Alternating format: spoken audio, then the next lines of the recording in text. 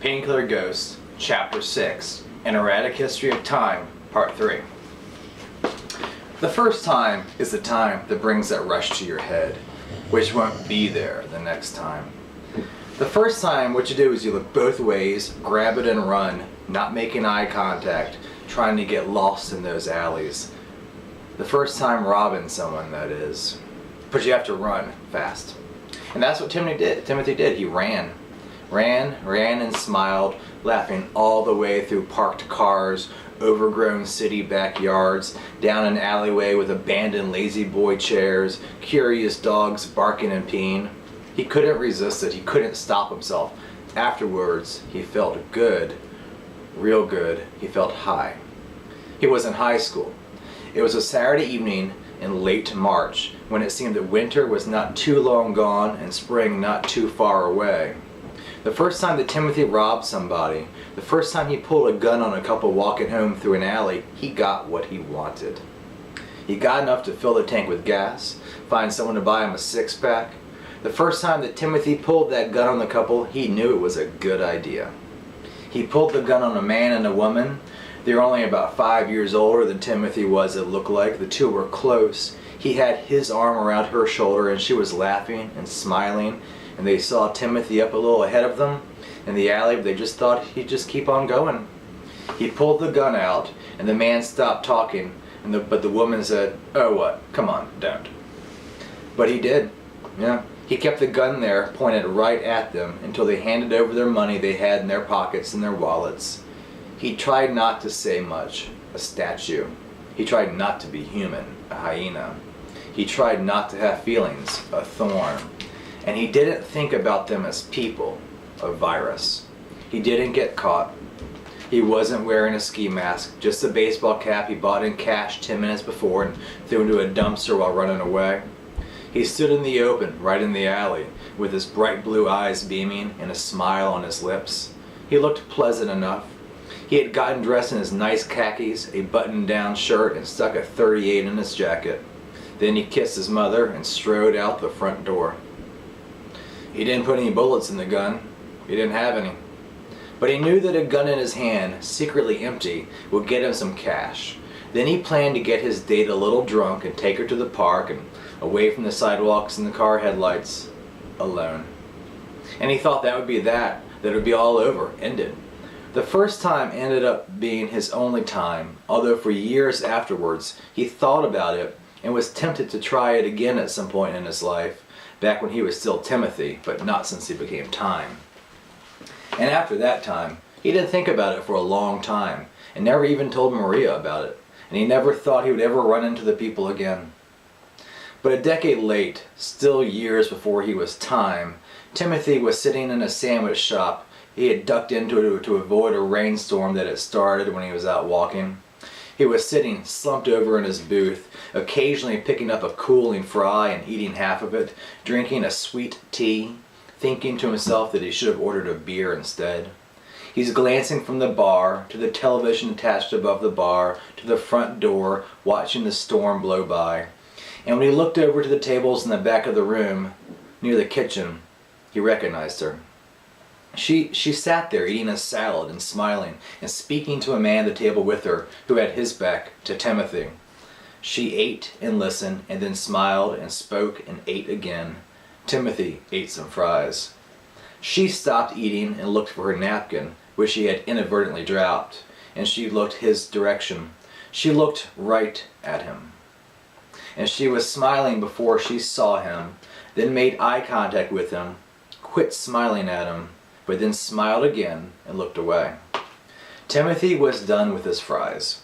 He drank his tea and got up to leave, and he looked back one more time, and the woman at the table was getting up to leave as well, putting her wallet back into her bag and getting sunglasses out. The storm had blown over. And she rose from the table, leaving her table mate sitting there still facing away from Timothy. To the front door, out, and then towards the left, and then a quick left to the next alley, and he keeps on walking, and he hits the street, and he hangs a right on the sidewalk, and he crosses over an intersection, and turns down one more alley, and then catches his breath, and starts walking a little slower. And then he finally just starts to head home, walking through the alleyways he's known for so long. She's nowhere to be seen. He stopped looking back. He's just heading home. He looks up and sees some more gray clouds blowing in. He feels the temperature drop a little. After a few minutes, raindrops are coming down. The large drops, where it seems he could step around them as they fell from the sky, but when they hit, it was like a tiny water bomb. He sped up his steps, and he was watching the wet gravel when he took a quick right from the alley out into another alley, and he found himself knocking right into her, the woman. And he was so startled that he, Timothy, actually fell to the ground. And when she offered him a hand to help him get up, he accepted. And he stood up, and he didn't know what to say. The rain was falling harder now, but he said, "Thanks." And then he wiped some rain off his face, and he said, "And sorry." His shirt was wet. She hadn't said anything to him by this point. She nodded and smiled and turned to left and leave, and he said, "Here," reached into his pocket and pulled out some crumpled bills and held them out to her. And he looked her in the eyes, and the bills were getting wet. And she looked at him and took the bills and said, "I need an umbrella." And then she looked at him and nodded, and then turned and headed the other direction. And Timothy watched as she passed an alcove to a store where a homeless man was seeking shelter from the rain. And she stopped and handed him the money and walked off, never looking back at Timothy. And he turned and walked slowly through the rain.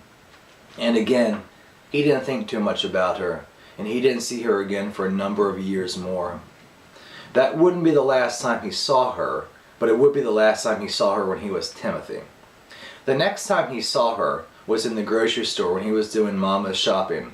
The next time that Thyme saw Erin, it was while she was on shift managing the local grocery store, and Thyme walked in, barefoot and scatterbrained, and Erin saw him, made eye contact, looked down, saw that he had no shoes on, and nodded to him, and then walked away, and he didn't see her again that day. He came back a few days later, barefoot of course, and smiled at her. And that's when she called him over, and he was afraid that she was going to call the police on him or tell him not to come back.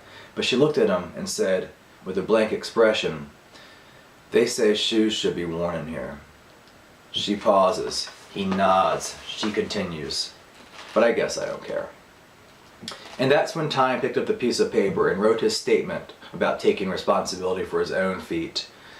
And that appeased Erin, and Thyme continued to shop, but they never spoke a word about Timothy pulling an unloaded gun on Erin and her former boyfriend. 3 decades ago, from now, give or take a few years, Timothy's first word was bear. Suzanne thought he was asking for his stuffed bear until the second word that he uttered clearly was foot. Barefoot. Timothy's driver's license was spelled incorrectly for 5 years. Half of his high school yearbook photos had his name as Timothy, a spelling he loathed. "It's just not me. I'm Thymothy. Timothy and Timothy are completely different people." Mama would say, "If someone can't get your name right, how can you expect them to take the time to build a friendship, a relationship? They'll just end up hurting you." The first time Timothy ever hurt anybody, seriously, it was with a gun, and it was a head injury. Suzanne kept a .38 in the house for years, even when the children were young, and they all knew where it was. The first time he ever hurt a man, he was almost 13 and had been asleep in his bed. He awoke from sounds down the hall. He was groggy, confused, his mother was gone, and the older kids were his sitter for 2 nights. Timothy walked towards Missy's bedroom, and he heard her sounding like she was having trouble breathing. He worried she was in pain. Then he heard a man's voice in there.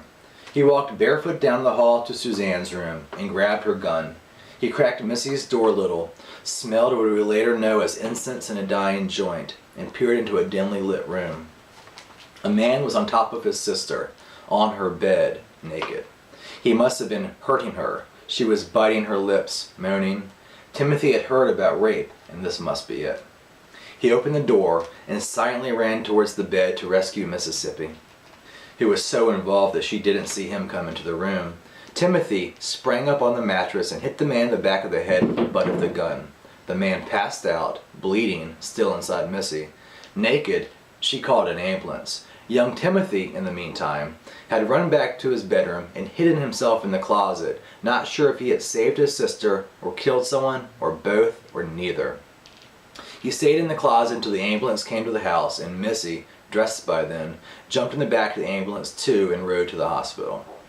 Timothy sat in the back corner of his dark closet for what seemed like a long time, but was maybe 20 minutes. And when he was sure the house was empty and the coast was clear, he put on his sweatshirt, grabbing his sleeping bag, and went to the kitchen where he grabbed a gallon of milk and headed out the back door. He was in the yard with only the moon lighting the way, and he stood there for a while, and he finally headed over to the garden shed where Suzanne kept her plant pots and the lawnmower. Timothy pulled the lawnmower to block the door, and he climbed in over it. And since he didn't know where any of the flashlights were in the house, he felt his way into the dark shed, tossed the sleeping bag into a pile, and laid down. Weary of snakes and spiders, he listened for any movement in the dank shed, and after hearing nothing in about a minute or two, he took a big gulp of milk, screwed the top back on, and lay down to sleep on the floor of the shed, hugging the milk carton. Suzanne came home later and looked into Time's room and saw that he was not there. Not concerned yet, she went and looked into Missy's room, where she saw some bloody towels on the floor and some blood on the sheets from the bleeding boyfriend. Having no idea what was going on, or where Timothy or Missy were, Suzanne called the police, afraid someone had broken into the house. The police came with lights blaring and searched all through the house and came back into the yard with flashlights, glanced into the shed, but didn't see the sleeping boy, who was hugging the milk container on the floor contentedly. Soon, after a terrified Suzanne leaves the police to go file a missing child report, Missy and her wounded boyfriend arrived back at the house, unaware that Suzanne had come and gone, and unaware that Timothy had hidden himself in the backyard. To ease the pain of her boyfriend's head wound, she rolls a joint, and they sit in the front room of the house smoking it. When there's a knock on the front door, Missy, stoned and tired, just jumps up and opens the door with the joint still smoking in her hand, smoke drifting out of her nose, to find two police officers at the door, late coming to check up on the call that Suzanne had made earlier. The police simply arrest Missy and her boyfriend and take them out and put them in the back of the car, and that's when Suzanne pulled up in the driveway. She sees Missy in the back of the car and pleads with the officers and explains the situation, but the officers see no situation here, and they decide to arrest Missy and her boyfriend and drive off to book them. Suzanne follows them to the precinct to try to bail them out, the whole time still unaware of where Timothy is.